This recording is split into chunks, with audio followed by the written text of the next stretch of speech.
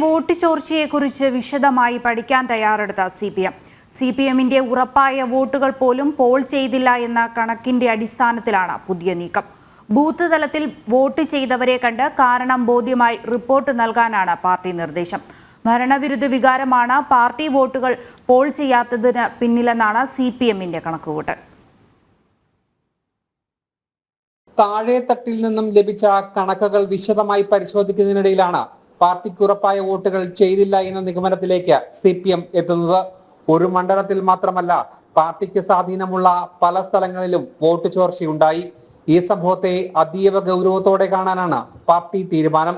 തെരഞ്ഞെടുപ്പിൽ നിന്നും വിട്ടുനിന്നവരെ ഉടൻ തന്നെ കണ്ടെത്താൻ ബൂത്ത് തലത്തിൽ പാർട്ടി നിർദ്ദേശം നൽകി. എന്തുകൊണ്ട് വോട്ട് ചെയ്തില്ല എന്ന കാരണം ബോധ്യപ്പെട്ട് റിപ്പോർട്ട് തയ്യാറാക്കി പാർട്ടി നേതൃത്വത്തിന് ഉടൻ നൽകാനാണ് നിർദ്ദേശം. ഇഞ്ചോടിഞ്ച് പോരാട്ടം നടന്ന പല മണ്ഡലങ്ങളിലും വോട്ട് ചോർച്ചയുണ്ടായി.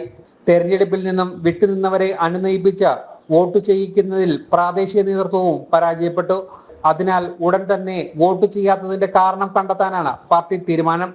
ഭരണവിരുദ്ധ വികാരമാണ് ഭൂരിപക്ഷം അണികളും വോട്ട് ചെയ്യാതിരിക്കാൻ കാരണമെന്നാണ് പാർട്ടിയുടെ വിലയിരുത്തൽ. KSRTCയിലെ ശമ്പള കുടിശ്ശിക, തൊഴിലാളി വിരുദ്ധ മനോഭാവം, തലതിരിഞ്ഞ പരിഷ്കാരങ്ങൾ എന്നിവയും സജീവ പാർട്ടിക്കാരെ പോലും CPMൽ നിന്നും അകറ്റുകയാണെന്നാണ് കണ്ടെത്തൽ. പ്രാദേശിക തലത്തിൽ നിന്നും ലഭിക്കുന്ന റിപ്പോർട്ടിന്റെ അടിസ്ഥാനത്തിൽ തുടർ നടപടികൾ സ്വീകരിക്കാനാണ് പാർട്ടിയുടെ തീരുമാനം.